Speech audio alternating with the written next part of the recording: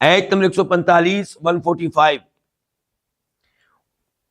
وَكَتَبْنَا لَهُ فِي الْأَلْوَاحِ مِنْ كُلِّ شَيْءٍ مَوْعِظَةً وَتَفْصِيلًا لِكُلِّ شَيْءٍ وَكَتَبْنَا اور ہم نے لکھ دی لہو اس کے لیے، کس کے لیے؟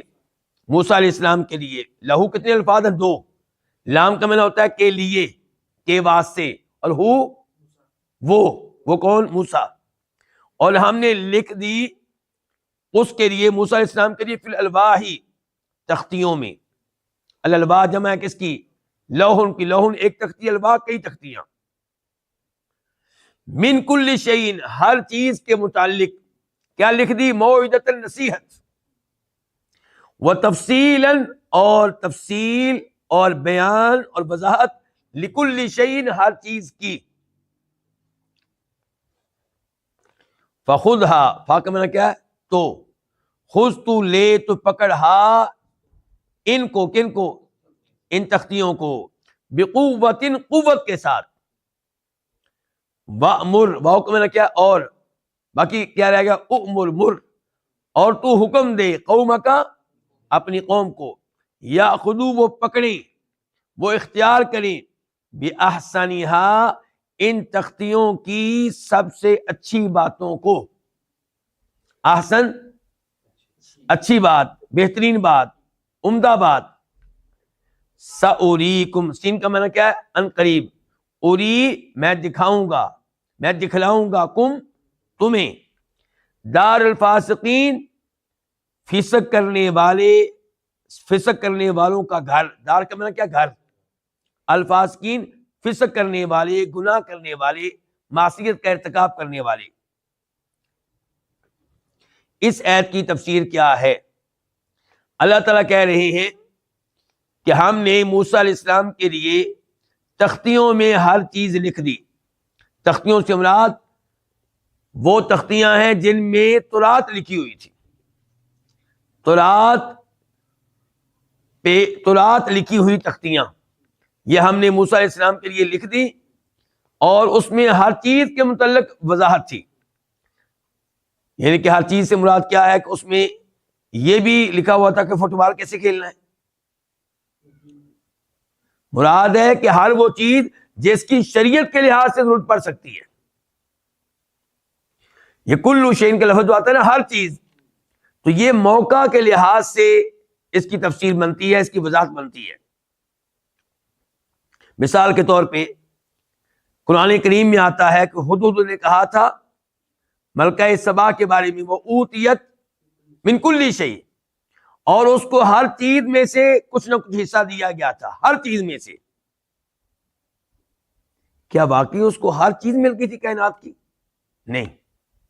تو وہاں پہ مراد یہ ہے کہ ہر وہ چیز جو کسی بادشاہ کے پاس ہو سکتی ہے، ہر وہ چیز جس کی کسی بادشاہ کو ضرورت پڑ سکتی ہے، ہر ایسی چیز اس کے پاس کسی نہ کسی مقدار میں موجود تھی. اور جب اللہ تعالی نے تذکرہ کیا اس عذاب کا جو قوم عاد پہ آیا، تو اللہ نے کیا کہا؟ تدمر کل شیء بامر ربها. وہ ہر چیز کو، وہ ہوا جو آئی تباہ کر رہی تھی اپنے رب کے حکم سے. تو واقعی ہر چیز تباہ ہو گئی. ہر چیز سے مراد یہ ہے جو ان کے لحاظ سے ضروری ان کی چیزیں تھیں، وہ کیا ہو گئی؟ وہ تباہ ہو گئی. تو یہاں پہ کیا مراد ہے کہ تورات میں ہر چیز کے احکام موجود تھے. عقیدے کی وضاحت تھی، احکام کی وضاحت تھی، مسائل موجود تھے، شریعت کے وہ احکام اور مسائل موجود تھے جن کی ان کو ضرورت پیش آ سکتی تھی. اب اللہ نے حکم دیا خذھا، آپ ان تختیوں کو لیں، پکڑیں، بقوت مضبوطی کے ساتھ. کیا مطلب ہے اس کا؟ مضبوطی کے ساتھ، جوش کے ساتھ، جذبے کے ساتھ، اس نیت کے ساتھ کہ ہم نے اس کے اوپر کیا کرنا ہے؟ عمل کرنا ہے، ہم نے اس کو پڑھنا ہے، ہم نے اس کو نافذ کرنا ہے. اور اپنی قوم کو بھی حکم دیں کہ یأخذوا بأحسنها، وہ اختیار کریں، وہ لیں ان تختیوں کی اچھی اچھی باتیں. اس کا مطلب یہ ہے کہ ان تختیوں میں کچھ بری باتیں بھی تھیں، ان تختیوں میں کچھ باتیں تھیں حسن اور کچھ تھیں احسن. کچھ چیزیں کیا تھیں حسن اور کچھ کیا تھیں حسن، کچھ باتیں تھیں اچھی کچھ تھیں بہت اچھی. علماء کرام اس کی مثال یوں دیتے ہیں کہ شریعت کہتی ہے کہ اگر آپ کا کوئی آدمی قتل ہو جائے، یہ مثال میں اپنی شریعت کے لحاظ سے دے رہا ہوں، آپ کی قوم کا کوئی آدمی قتل ہو جائے تو قاتل کو آپ بدلے میں کیا کریں؟ قتل کریں، قصاص.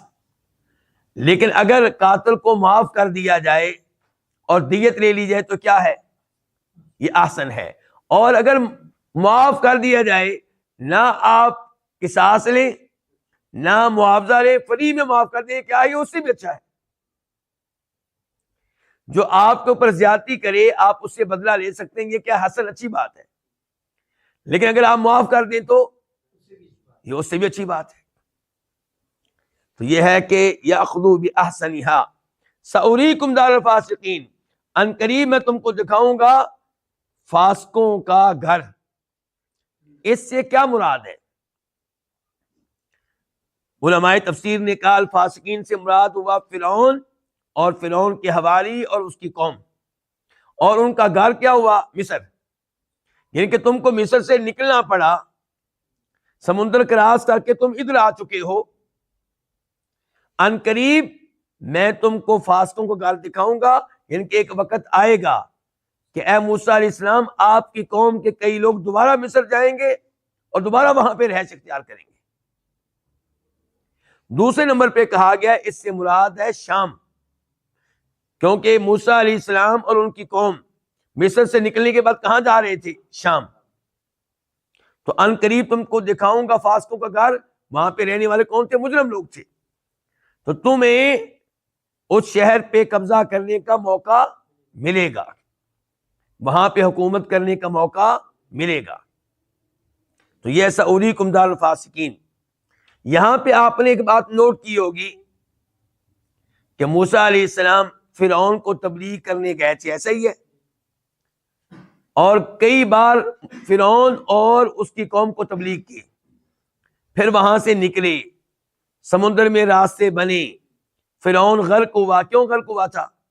کیونکہ اس نے موسیٰ علیہ السلام کے پیغام کو قبول، ان کی نبوت و رسالت کو نہیں مانا، ان کی باتوں کو نہیں مانا.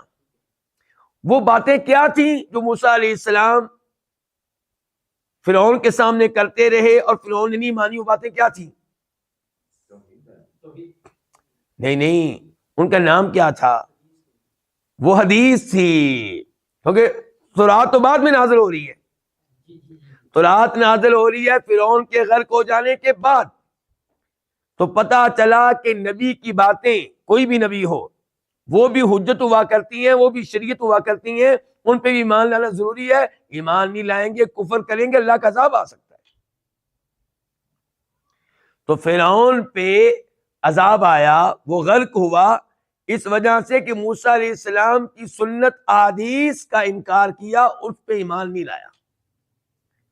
تو پتہ چلا کہ اللہ جو کلام نازل کرتا ہے اپنا، وہ بھی حجت ہے، وہ بھی شریعت ہے، اسے بھی ماننا ضروری ہے. اور جو اللہ کے نبی باتیں بتاتے ہیں جن کو ہم احادیث کہتے ہیں، وہ بھی حجت ہیں اور ان پہ بھی ایمان لانا ضروری ہے.